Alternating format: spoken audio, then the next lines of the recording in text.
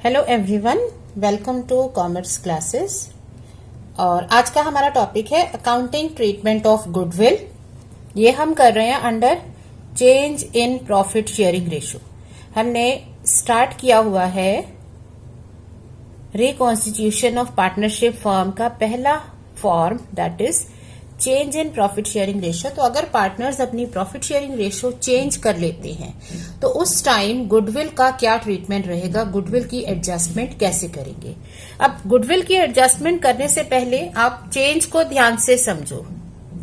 In change of partnership firm what has happened कि आपके पास कुछ रेशो पहले से थी जिसमें पार्टनर्स अपने प्रॉफिट्स बांटने थे। अब आपने चेंज कर दिया, कोई नई रेशो ले ली। उसकी वजह से क्या हो गया, कुछ पार्टनर्स ऐसे हैं जो गेन कर रहे हैं, उनको बेनिफिट हो गया, ठीक है। और बाकी के जो पार्टनर हैं वो ऐसे हैं जो कि सेक्रीफाइस कर रहे हैं, या हो सकता है कि किसी को कुछ फर्क ना पड़ा हो, बट कोई ना कोई पार्टनर ऐसा होगा जो कुछ सेक्रीफाइस कर रहा है जिसके बदले में दूसरे पार्टनर को फायदा हो गया, उसका शेयर बढ़ गया। गेन करने का मतलब है कि अब उनका शेयर, मतलब न्यू रेशो में उनका शेयर ज्यादा है, और सेक्रीफाइस करने का मतलब है कि उनका न्यू रेशो में शेयर कम है। उन्होंने कुछ हिस्सा त्याग कर दिया, दे दिया दूसरे पार्टनर को। इसके पीछे रीजन कोई भी हो, हमें उस रीजन में नहीं जाना है। अब कोई भी पार्टनर सेक्रीफाइस या गेन क्यों कर रहा है, क्योंकि हो सकता है कि किसी का कंट्रीब्यूशन फर्म में बढ़ता जा रहा है, वो गेन कर रहा है, और दूसरे का शेयर कम कर दिया। तो इसे हम ये कहते हैं, इसको कहेंगे कि जो गेनिंग पार्टनर है, ये पार्टनर्स कौन है, गेनिंग पार्टनर, मतलब ये गेन कर रहे हैं। और इधर वाले पार्टनर कहलाएंगे सेक्रीफाइसिंग पार्टनर, ठीक है ना। अब न्यू रेशो और गेनिंग और सेक्रीफाइसिंग रेशो निकालना हमने सीख लिया है। तो हम ये मानते हैं कि जो गेनिंग पार्टनर है उसने सेक्रीफाइसिंग पार्टनर से शेयर खरीद लिया। जितना भी उसको गेन हुआ है वो गेन उसने किससे लिया है, सेक्रीफाइसिंग पार्टनर से। तो अगर आप किसी से कुछ लेते हो तो आपका ऑब्लिगेशन बनता है कि आप उसको उसके बदले में कुछ दो। तो जब आपने सेक्रीफाइसिंग पार्टनर से कुछ हिस्सा ले लिया शेयर का, और अब आपका प्रॉफिट बढ़ गया, तो अब तक जो आपने बिजनेस मेंटेन किया हुआ था, जो गुडविल जनरेट की हुई थी, वो गुडविल वो तीनों पार्टनर्स अपनी एग्जिस्टिंग रेशो में ले रहे थे। अब से रेशो बदल जाएगी, अब से वो एक नई रेशो में अपने प्रॉफिट्स लॉसेस सब बांटेंगे। तो उस टाइम पर जो गुडविल बिजनेस की बनी हुई है, उतनी गुडविल गेनिंग पार्टनर को खरीदनी पड़ेगी, या उतनी गुडविल के अकॉर्डिंग उसको कॉम्पनसेट करना पड़ेगा सेक्रीफाइसिंग पार्टनर को। तो गेनिंग पार्टनर क्या करता है, ही पेज कॉम्पनसेशन, वो उसे कॉम्पनसेशन देगा, ठीक है। किसको, सेक्रीफाइसिंग पार्टनर को। गेनिंग पार्टनर ने लिया सेक्रीफाइसिंग पार्टनर से उसका कुछ शेयर प्रॉफिट में, उसके बदले में वो उनको देगा कुछ कॉम्पनसेशन।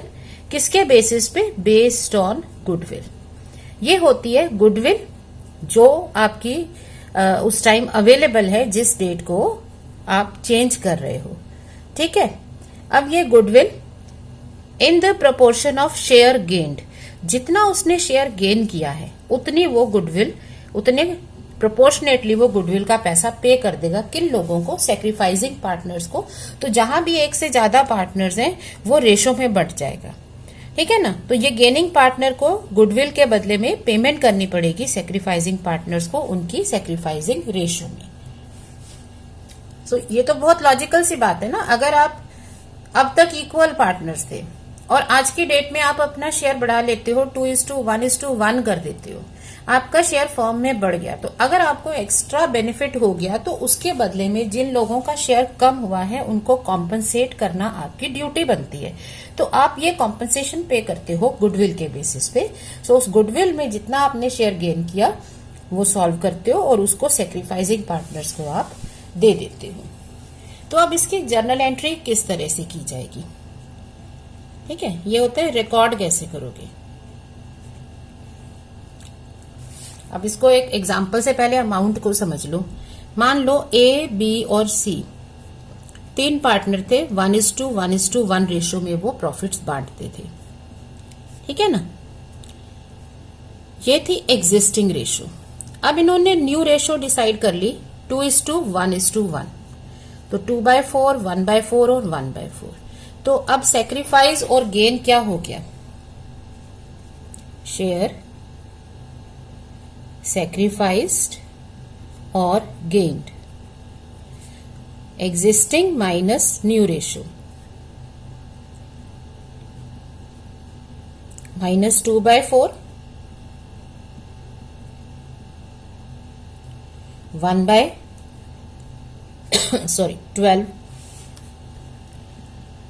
ठीक है ना, 1/12। तो ये वाले पार्टनर्स बी और सी क्या कर रहे हैं? सेक्रीफाइस कर रहे हैं। और इसका क्योंकि पहले शेयर कम था और अब इसको ज्यादा मिल रहा है ए को, ठीक है ना, तो ये कर रहा है गेन। तो ए ने गेन किया -2/12 और बी और सी ने सेक्रीफाइस किया 1/12, 1/12 ईच। अब ये किस तरह से होगा? ये होगा इनकी गुडविल के बेसिस पे। तो मान लो गुडविल की वैल्यू इस डेट को 1 लाख रुपीज है, ठीक है। तो इसका 2/12 पार्ट ए ने गेन किया है, तो इसका 2/12 पार्ट जितनी गुडविल बनेगी उतना अमाउंट ए पे करेगा किसको? बी और सी को इक्वल रेशो में। तो अपनी कन्वीनियंस के लिए अगर मैं मान लू गुडविल 1,20,000 है 1 लाख की जगह, तो इसका 2/12 हो गया 20,000, ठीक है ना। ये जो शेयर आपने गेन किया है इसके बदले में आपको गुडविल में पे करना पड़ेगा। तो आप 2/12 ऑफ दिस, 2/12 ऑफ गुडविल मतलब आपका बन गया 20,000 रुपीज। आप 20,000 पे करोगे और ये गुडविल के बदले में जो पेमेंट है किसको मिलेगी? बी को और सी को। तो उसको इक्वल रेशो में 10,000 10,000 इन दोनों को मिल जाएगी। अब इसकी एंट्री करने का क्या तरीका है? There are 2 ways to record it. एक मेथड है adjustment without opening goodwill account. आप गुडविल अकाउंट नहीं खोलते हो, आप बिना गुडविल अकाउंट के एंट्री करना चाहते हो, मतलब आप सिर्फ एडजस्टमेंट करोगे, इसमें गुडविल का नाम नहीं आएगा। तो आपने अमाउंट कैलकुलेट करनी है। आप एंट्री क्या करोगे? आपका जो गेनिंग पार्टनर है उसको पे करना है। तो अगर कोई पार्टनर कुछ देता है, ठीक है ना, तो गेनिंग पार्टनर्स कैपिटल और करंट अकाउंट डेबिट, क्योंकि ये दे रहा है इसकी कैपिटल का या करंट अकाउंट का बैलेंस कम हो जाएगा और जिसको मिल रहा है उसके अकाउंट में पैसा बढ़ जाएगा। सो सैक्रिफाइसिंग पार्टनर्स कैपिटल और करंट अकाउंट क्रेडिट हो जाएगा, गुडविल इनटू शेयर गेन्ड, जितना आपका शेयर गेन हुआ था उससे।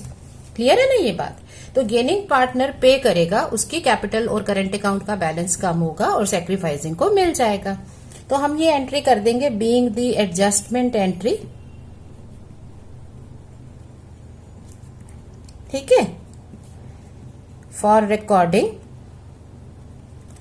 Change in profit sharing ratio.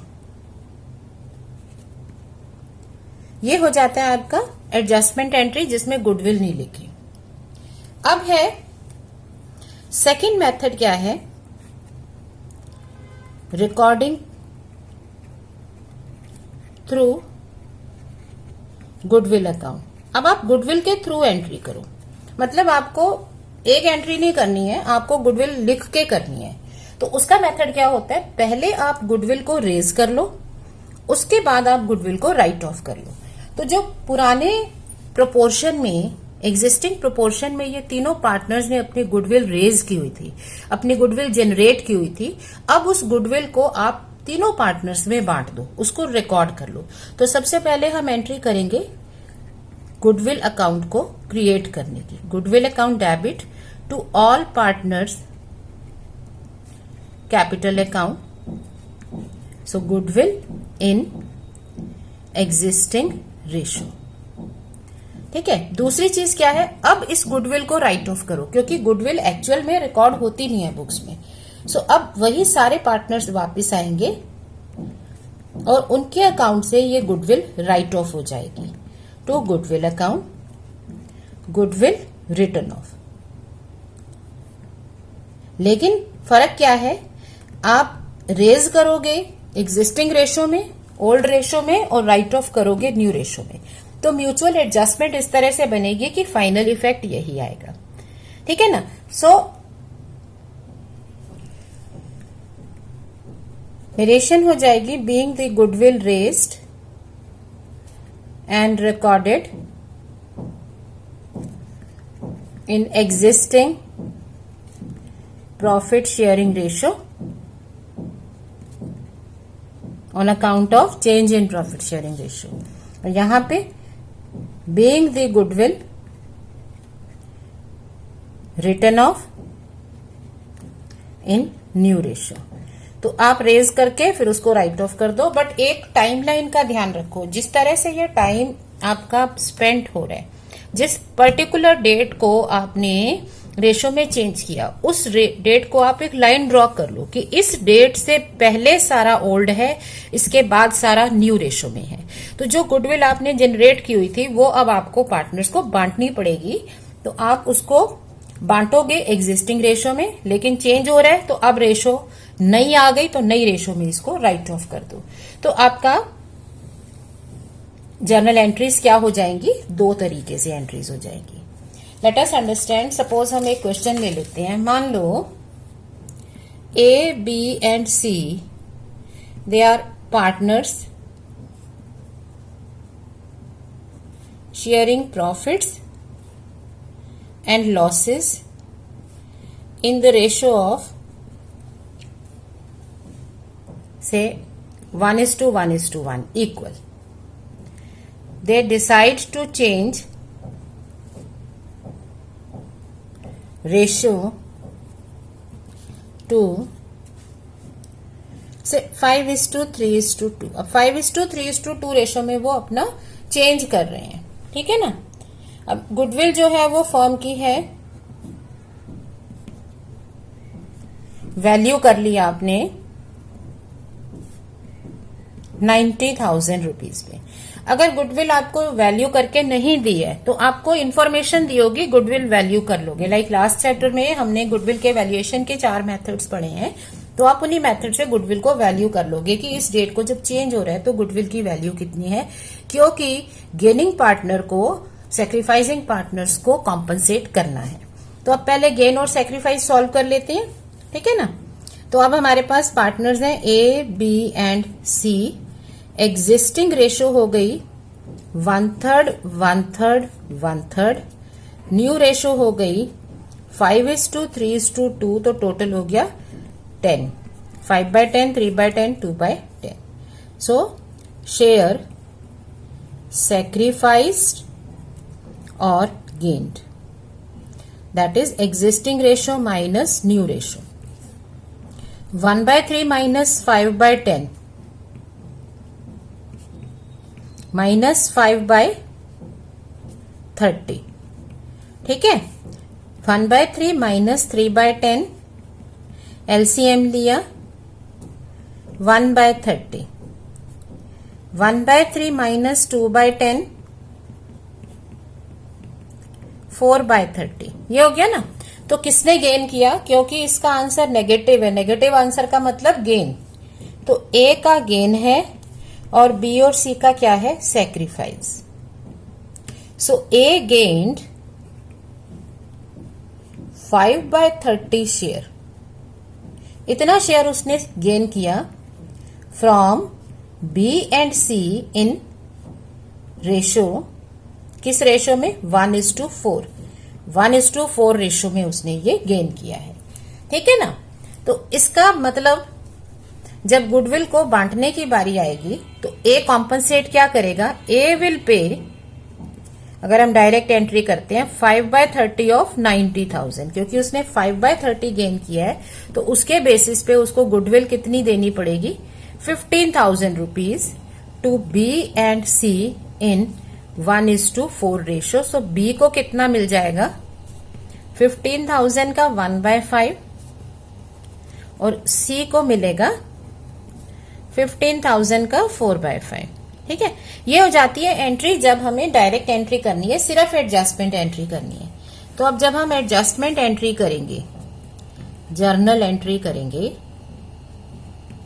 पहला मेथड क्या है, अगर हमें सिर्फ एडजस्टमेंट एंट्री पास करनी हो विदाउट रिकॉर्डिंग गुडविल, तो उसमें हमने क्या सीखा, ए को, क्योंकि 5/30 शेयर उसने गेन किया है तो उसको 5/30 ऑफ गुडविल पे करना पड़ेगा बीसी को। तो ए दे रहा है, ठीक है ना। सो ए के बैलेंसेस कम होंगे और बी और सी के बैलेंसेस बढ़ जाएंगे। बट हम जब एंट्री करते हैं उसमें मैंने लिखा है कैपिटल और करंट अकाउंट दोनों आ सकते हैं। ये कैपिटल से भी एंट्री हो सकती है, करंट से भी हो सकती है, ठीक है ना। और इसमें से हम कौन सा अकाउंट लिखते हैं ये आपको फंडामेंटल्स ऑफ पार्टनरशिप के चैप्टर से क्लियर होगा कि अगर हमारे पार्टनर्स फिक्स्ड कैपिटल रखते हैं तो वो करंट अकाउंट अलग से बना रहे होते हैं। इन दैट केस हमें सारी एंट्रीज करंट अकाउंट में करनी होती है, ठीक है ना। तो फिक्स्ड कैपिटल होगी तो करंट अकाउंट में एंट्री होती है, और अगर फ्लक्चुएटिंग कैपिटल है तो इसका मतलब सारी ट्रांजैक्शंस कैपिटल में ही जानी है। अब इस क्वेश्चन में हमें बताया नहीं है कि कैपिटल अकाउंट कैसा है, ठीक है ना। सो अगर कुछ नहीं बताया हो तो हम फिर उसको फ्लक्चुएटिंग कैपिटल मान के सब कुछ कैपिटल अकाउंट में ट्रांसफर कर देते हैं। तो हमारी एंट्री में गेनिंग पार्टनर कौन है, गेनिंग पार्टनर है ए। तो आपकी एंट्री हो जाएगी A's capital account debit to B's capital account to C's capital account. ये एंट्री है on the basis of sacrifice and gain, इसके बेसिस पे। तो ए को पे करना पड़ेगा 15,000, 3,000 बी को दे देगा और सी को दे देगा 12,000। अगर यही क्वेश्चन में लिखा होता है कि उनकी फिक्स्ड कैपिटल है इतनी इतनी, तो फिक्स्ड कैपिटल का मतलब है हमें सारी एंट्री करंट अकाउंट के थ्रू करनी होती है। तो being the adjustment entry for recording payment for goodwill on account of change of profit sharing ratio. Second क्या है, एंट्री थ्रू गुडविल। तो पहले गुडविल रेज करो, goodwill account debit to A's capital account to B's capital account to C's capital account, ठीक है ना। तो goodwill थी तुम्हारी 90,000, पहले रेज कर दी, तो इक्वल रेशो में जो एग्जिस्टिंग गुडविल है वो एग्जिस्टिंग रेशो में बांट दी, ये उनको दे दी। अब आपको गुडविल राइट ऑफ करनी है। So A's capital account, B's capital account debit, C's capital account debit to goodwill account. अब यही गुडविल को वापस खत्म कर दो, लेकिन अब हम कौन सी रेशो लेंगे, 5:3:2, 5/10, 3/10, 2/10। तो 45,000, 27,000 एंड 18,000। तो अब आप देखो नेट में यही इफेक्ट है। ए का चेक करो, ए को क्रेडिट किया 30,000, डेबिट किया 45,000, तो नेट रिजल्ट उसका डेबिट 15,000। बी का क्रेडिट है 30, डेबिट है 27, so net result 3,000 credit and same goes with the C. तो इस तरह से हम एंट्री कर सकते हैं अगर हमें गुडविल की रिकॉर्डिंग करनी है। ऑलराइट, तो क्या किया हमने बेसिक कॉन्सेप्ट क्या समझा है कि जब भी रेशो में चेंज होता है तो कोई पार्टनर शेयर गेन करता है, कोई दूसरा सेक्रीफाइस करता है। इसको हम ये कहते हैं कि गेनिंग पार्टनर ने सेक्रीफाइसिंग पार्टनर से कुछ शेयर ले लिया, खरीद लिया। अगर आप किसी से कुछ लेते हो तो आपको उसके बदले में कुछ देना पड़ता है, और वो कुछ होता है गुडविल के बेसिस पे। तो आप उसके अगेंस्ट जितना गेन किया उतना ही गुडविल आपको पे करनी है।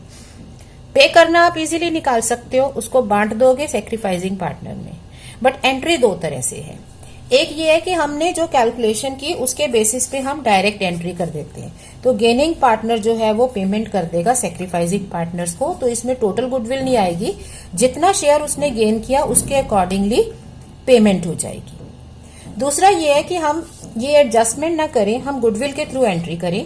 तो पहले गुडविल रेज करो, फिर गुडविल को राइट ऑफ करो, ठीक है ना। अब यहां पर हमें सपोज क्वेश्चन में ऑलरेडी गुडविल रिकॉर्डेड है, तब इस एंट्री में क्या चेंज होगा, क्योंकि हम तो ये मान रहे थे ना कि यहां पे गुडविल को वैल्यू किया। There is no goodwill in books, there is no goodwill in books, क्योंकि हमने तो नई गुडविल रेज की और उसके अकॉर्डिंगली एंट्री पास कर दी। बट अगर गुडविल अवेलेबल है फिर क्या करेंगे? अगर आपके पास गुडविल अवेलेबल है, इन दैट केस हमारी एंट्रीज में क्या चेंज आ जाएगा? मान लो इसी क्वेश्चन में, इसी एग्जांपल में जो हमने अभी किया था, गुडविल आपके पास जो 90,000 वैल्यू की है, सपोज आपकी बुक्स में 30,000 पहले से अवेलेबल होती। इसका मतलब आपने कभी पास्ट में ये गुडविल खरीदी है, क्योंकि बुक्स में तो परचेज करने पे आती है, तो आपने वो गुडविल 30,000 की खरीदी है, इसलिए वो आपकी बुक्स में शो कर रही है। सो अब क्या करेंगे? इसको एडजस्ट करने का सबसे आसान तरीका क्या होता है कि पहले ये सोचो कि इस गुडविल को जो बुक्स में है, इसे बुक्स में मेंटेन करना है या नहीं करना है।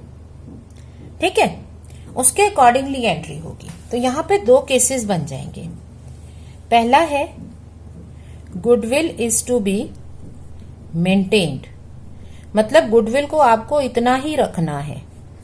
दूसरा है goodwill is not to be maintained, ये है कि गुडविल को रखना ही नहीं है, खत्म कर देना है। तो अगर गुडविल को रखना नहीं है तो सबसे पहले हम क्या करेंगे? Right of goodwill available in books. जो बुक्स में गुडविल है, एग्जिस्टिंग गुडविल है, उसको खत्म कर दो, क्योंकि आपको रखनी नहीं है। तो आप क्या करोगे? गुडविल को कैंसिल करना है, खत्म करना है। तो एंट्री क्या होगी? जब goodwill as an asset books में होती है, वो डेबिट बैलेंस से होती है। सो आप क्या करोगे? ऑल पार्टनर्स कैपिटल और करेंट अकाउंट डेबिट कर दोगे और गुडविल को क्लोज कर दोगे। ठीक है, यहां पर एग्जिस्टिंग वैल्यू जो है उससे आप क्लोज कर दोगे एग्जिस्टिंग रेशियो से। अब आपने गुडविल खत्म कर दी, जो आपका मेन एम था कि गुडविल को मेंटेन नहीं करना। सो गुडविल को क्लोज कर दिया। अब आपके पास कोई गुडविल नहीं है। ठीक है, अब क्या करोगे? अब आप पास कर दो एडजस्टमेंट एंट्री। तो जो आपने एडजस्टमेंट एंट्री सीखी है, वो एडजस्टमेंट एंट्री अब आप पास कर दो विद न्यू वैल्यूएशन। तो जो आपका न्यू वैल्यूएशन है, उसके बेसिस पे आप एडजस्टमेंट एंट्री कर दो। जैसे इस क्वेश्चन में सपोज हमें गिवन हो कि गुडविल इन बुक्स है से 30,000। ठीक है, 90 अब वैल्यू की है, 30 आपके पास पहले से बुक्स में अवेलेबल है। बट आपका क्वेश्चन ये कहता है, केस ये कहता है कि goodwill is not to be maintained. अब आपको गुडविल नहीं चाहिए, खत्म करनी है। तो आप क्या करोगे? राइट ऑफ 30,000, क्योंकि ये बुक्स में पहले से अवेलेबल है, इसको राइट ऑफ करो। तो गुडविल को, एसेट को राइट ऑफ करने के लिए हम करते हैं क्रेडिट। तो आपकी एंट्री हो जाएगी A is capital account debit, B is capital account debit. ठीक है, 30,000 जो पहले से था उसको खत्म कर दो, उसे रखना नहीं है। जिस मिनट आपने इसे खत्म कर दिया एग्जिस्टिंग रेशो में, क्योंकि ये पहले से है ना, तो जो पहले से है वो पहले की रेशो पे चलेगा। ये बहुत क्लियर आपको याद रखना है। कोई भी क्वेश्चन कर रहे हो, अगर आप रिकॉन्स्टिट्यूशन ऑफ फर्म कर रहे हो, चाहे एडमिशन हो, रिटायरमेंट हो, डेथ हो, चेंज इन रेशो हो, जो टाइम लाइन में एक जगह आपने मार्क कर लिया ना चेंज का, उस चेंज से पहले कुछ भी पड़ा हो, उस चेंज से पहले जो कुछ आपके पास है वो सब एग्जिस्टिंग रेशो में जाएगा, और उस चेंज के बाद जो कुछ आएगा वो न्यू रेशो में आएगा। तो क्योंकि ये गुडविल पहले से थी तो उसको एग्जिस्टिंग रेशो में बांट देंगे। अब आपकी नई गुडविल जो है वो है 90,000। अब इसको एडजस्ट करना है। तो अब आप एडजस्टमेंट एंट्री पास कर दोगे कि गेनिंग पार्टनर सैक्रिफाइसिंग पार्टनर को उसका शेयर दे देगा। तो उसने जो गेन किया था उसकी वैल्यू थी 15,000, तो वो 3,000 और 12,000 इन दोनों को दे देगा। ठीक है, तो ये दो एंट्रीज इस केस में हो जाती है। पुरानी गुडविल को क्लोज करो और एडजस्टमेंट एंट्री को पास करो। तो क्वेश्चन अगर कह रहा है गुडविल नहीं रखनी तो मत रखो, हटा दो उसको और फिर एडजस्टमेंट एंट्री पास कर दो। अब सेकंड केस क्या कहता है, ध्यान से समझने। सेकंड केस कह रहा है गुडविल तो रखनी है, मतलब अगर आपकी बुक्स में गुडविल 30,000 है तो उसको रखना है। तो अगर आपको गुडविल रखनी है देन कीप इट। अगर आपको 30,000 गुडविल ऑलरेडी रखनी है बुक्स में, तो आपकी न्यू वैल्यू थी 90, तो चेंज इन गुडविल कितना होगा? इन दैट केस आपको चेंज इन गुडविल मेजर करना होगा कि कितना चेंज हुआ, और अब आपको एडजस्टमेंट एंट्री करनी पड़ेगी विद चेंज ओनली। तो सिर्फ चेंज से आपको एडजस्टमेंट एंट्री करनी है, समझ रहे हो ना? क्योंकि 30 तो जब आपने जो एग्जिस्टिंग वैल्यू है वो जब आपने खरीदी थी, तो जिस भी वैल्यू पे आपने खरीदी थी आपकी फर्म ने पे किया था। अब जो सिर्फ चेंज आया है 60,000 रुपीज का, जो भी गुडविल में चेंज आया है, उससे एडजस्टमेंट एंट्री करनी पड़ेगी। तो क्या करेंगे, क्योंकि 30 आपके पास है और आपको उसे बुक्स में भी रखना है, तो आप क्या कहोगे कि हमारा चेंज इन गुडविल कितना है? 90 वैल्यू है, 30 पहले से अवेलेबल थी, तो चेंज हो गया 60,000। तो अब ए कितना पे करेगा? मेथड वही है, ए ने 5/30 गेन किया है, तो ए इसका 5/30 पे करेगा। दैट मीन्स ए 10,000 पे करेगा।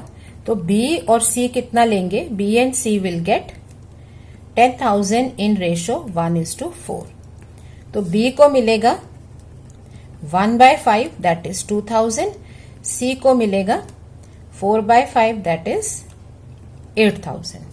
ठीक है ना? तो ये इनको अमाउंट्स मिलेंगे। सो एंट्री क्या हो जाएगी? Gaining partners capital account debit 10,000 to sacrificing partners capital और करंट अकाउंट। अब आपके बुक्स में बार बार एंट्रीज दे रखी हैं, ठीक है ना? उसमें आपको कैपिटल के लिए अलग से एंट्री बना रखी है, करंट के लिए अलग से बना रखी है, तो देखने में ऐसे लगता है कि ये बहुत कम्बरसम है और बहुत सारी चीजें समझनी है। ज्यादा नहीं समझना है, समझना तो बस एक ही चीज है कि अगर फिक्स्ड कैपिटल हो तो करंट अकाउंट में डालते हैं, फ्लक्चुएटिंग कैपिटल हो तो कैपिटल अकाउंट में एडजस्टमेंट जाती है। वो एक बेसिक चीज याद रखो, तो आप हर जगह बार बार डबल एंट्री लर्न नहीं करोगे। एक ही चीज याद रखनी है, कैपिटल आएगा या करंट आएगा, तो वो कब कब आते हैं वो आपको याद रखना है। ऑलराइट, सो हमें क्या समझा? अगर हमारे पास गुडविल पहले से नहीं है तो उसकी सिंपल रिकॉर्डिंग है, या तो गेनिंग पार्टनर सैक्रिफाइसिंग पार्टनर्स को पेमेंट कर देगा, या फिर गुडविल को रेज करो और फिर उसको राइट ऑफ करो। रेज करेंगे एग्जिस्टिंग, क्योंकि ये गुडविल पहले से आपने क्रिएट की हुई है, और अब आप राइट ऑफ कर दो न्यू रेशो में, तो इफेक्ट सेम जाएगा। दूसरा इसका केस बनता है जब आपके पास गुडविल पहले से मेंटेन्ड है, आपके पास ऑलरेडी गुडविल बुक्स में है। जब हमारे पास पहले से गुडविल है तो हमें सोचना पड़ेगा कि गुडविल को हमें रखना है या नहीं रखना है। अगर गुडविल नहीं रखनी है तो फिर उसे राइट ऑफ करो और फिर एडजस्टमेंट एंट्री करो, क्योंकि एडजस्टमेंट तो करनी पड़ेगी ना। ये पूरे अमाउंट से करोगे क्योंकि पुरानी गुडविल खत्म कर दी। बट अगर क्वेश्चन कहता है कि आपको गुडविल नहीं रखनी, ठीक है ना, वो तो खत्म कर दी और फिर एंट्री कर दी। बट अगर गुडविल रखनी है तो जितनी गुडविल आपके पास पहले से अवेलेबल है उसको रिकॉर्ड करने की जरूरत नहीं है, सिर्फ चेंज को मेजर करो। तो कितना गुडविल में चेंज आया उसको लो और उससे एडजस्टमेंट एंट्री पास कर दो। तो आपके गुडविल में जैसे इस प्रेजेंट केस में चेंज आया था 60,000 का, तो उसको लिया और आपने उससे एडजस्टमेंट एंट्री पास कर दी। सो अगेन एक बार फिर से हम ये रिवाइज कर लेते हैं गुडविल की वर्किंग। नंबर 1, जो गेनिंग पार्टनर है उसने सैक्रिफाइसिंग पार्टनर से शेयर लिया है, ठीक है ना, इसे ऐसे ही लिखेंगे ना, गेनिंग पार्टनर को शेयर मिल गया प्रॉफिट्स में सैक्रिफाइसिंग पार्टनर से। सो अब गेनिंग पार्टनर पे करेगा, पेज टू सैक्रिफाइसिंग पार्टनर्स। क्या पे करेगा? Proportionate amount based on goodwill. Goodwill के बेसिस पे पे करना पड़ेगा। तो गुडविल इनटू शेयर गेन, जितना उसने शेयर गेन किया है उसके अगेंस्ट जितना गुडविल बनेगा वो सैक्रिफाइसिंग पार्टनर्स को देगा। तो अगर एक ही पार्टनर है सारा उसको मिल जाएगा, ज्यादा है तो रेशो में बांट दो। Now coming to recording, our step 1 will be calculation of goodwill, right? So if goodwill hasn't been given, we'll be calculating goodwill. Our step 2 is journal entry to record the same. Now in order to record the journal entry for this, क्या हम करेंगे कि we have two methods. ठीक है, journal entries के हमारे पास दो cases बनेंगे। पहला केस है when there is no goodwill in books. अगर आपके पास बुक्स में गुडविल नहीं है, मतलब ये अभी वैल्यू की है और अब एंटर करनी है। और दूसरा केस है आपका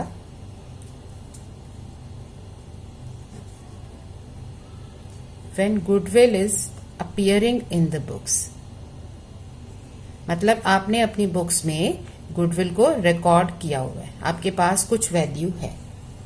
ठीक है ना, हम यही रिवाइज कर रहे हैं ना। अब अगर आपके पास गुडविल नहीं है, इसका मतलब ये अब फ्रेश वैल्यू की है और इसको आपको रिकॉर्ड करना है। तो इसके दो मेथड्स हो जाते हैं। मेथड वन है रिकॉर्डिंग थ्रू एडजस्टमेंट एंट्री, मतलब इसमें हमें गुडविल का नाम भी नहीं लेना और उसके बिना एडजस्टमेंट एंट्री के थ्रू रिकॉर्डिंग कर देनी है। सो अभी मैंने लास्ट इस वीडियो के बिगनिंग में क्या समझाई थी एंट्री, गेनिंग पार्टनर्स कैपिटल और current account debit. Gaining partner को गुडविल देनी पड़ती है, किसको, सैक्रिफाइसिंग पार्टनर्स को। तो वो उसके कैपिटल अकाउंट या करेंट अकाउंट से सैक्रिफाइसिंग पार्टनर्स के अकाउंट में चली जाती है, डिपेंडिंग अपॉन की कैपिटल फिक्स्ड है या फ्लक्चुएटिंग है।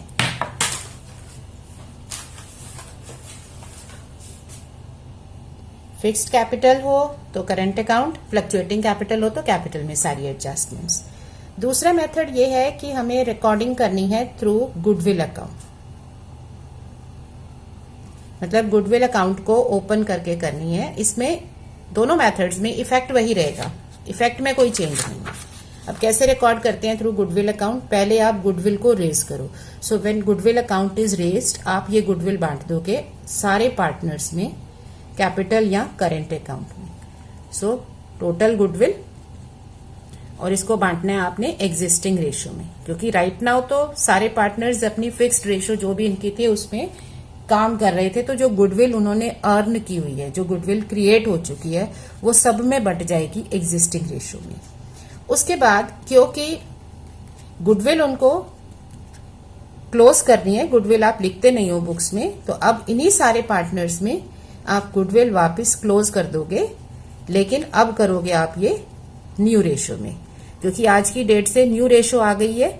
सो आपकी जो टोटल गुडविल है वो अब न्यू रेशो में पार्टनर्स आपस में क्लोज कर लेंगे। तो इसका नेट इफेक्ट इसके बराबर ही रहता है। तो नेट इफेक्ट में कोई चेंज नहीं है। क्वेश्चन में जो कहा है वैसे एंट्री कर दो। और अगर आप अकाउंट बना रहे हो तो ये कैपिटल अकाउंट में या करेंट अकाउंट में डेबिट और क्रेडिट साइड आएंगे। ठीक है ना। अब है गुडविल अगर बुक्स में है। अगर आपके पास गुडविल बुक्स में है तो आपको दो चीजें देखनी है कि ये गुडविल आप रखना चाहते हो या नहीं रखना चाहते हो। मतलब आपका क्वेश्चन अगर ये कहता है कि गुडविल को इसी वैल्यू पे मेंटेन करना है तो अलग एंट्री होगी, और अगर आपको गुडविल को क्लोज कर देना है तो अलग एंट्री होगी। सो फर्स्ट मेथड क्या है, when goodwill account is to be written off. को आपका क्वेश्चन कह रहा है कि इसको राइट ऑफ कर दो, तो अब आप गुडविल राइट ऑफ करोगे। सो ऑल पार्टनर्स कैपिटल और current account to goodwill account. So book value जो गुडविल की है वो आप क्लोज करोगे सब पार्टनर्स में। और किस रेशो में, क्योंकि ये गुडविल बुक्स में अभी तक आई हुई है, इसका मतलब आज की डेट तक ये पिछली ट्रांजैक्शन है। पहले आपने कभी इसे बाय किया था और आपने इसे बुक्स में रखा हुआ था। सो जो पास्ट है वो सारा एग्जिस्टिंग रेशो में जाना चाहिए, तो वो एग्जिस्टिंग रेशो में बट जाएगा। और अब आपको क्या करना होगा, अब आप एडजस्टमेंट एंट्री करोगे for new value of goodwill. आज की डेट में जो गुडविल आपने वैल्यू की है उसकी एडजस्टमेंट एंट्री जैसे आपने यहां की थी इसी तरह से यहां पे भी कर दोगे। दी ओनली थिंग इज कि गुडविल पहले से थी, उसको क्लोज करना है। दूसरी चीज क्या आपको कही जा रही है,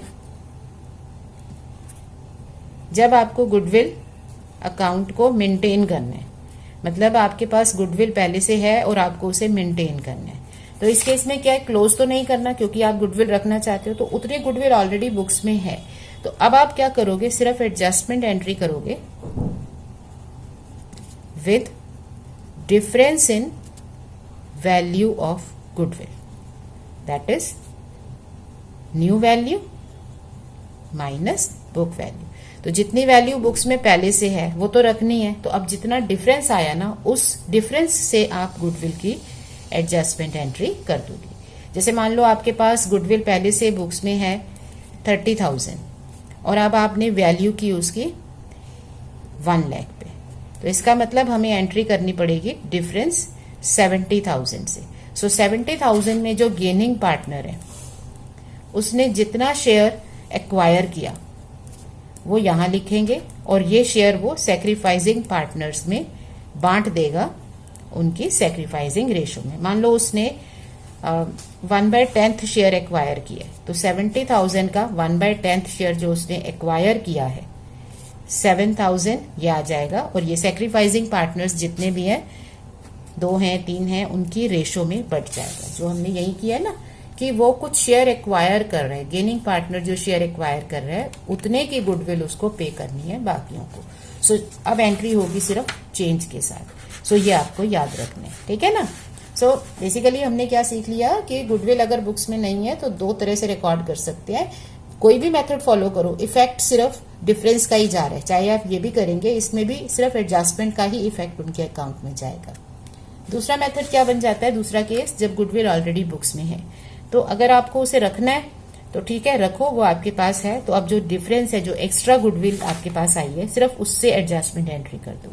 और अगर आपको रखनी नहीं है तो पहले पुरानी गुडविल खत्म करो, उसके बाद नई गुडविल से एडजस्टमेंट एंट्री पास कर दो। तो 2 सेपरेट केसेस हो जाते हैं। सो इनको हम प्रैक्टिस करेंगे एक क्वेश्चन के साथ next time. So meanwhile keep practicing and smiling. Thank you.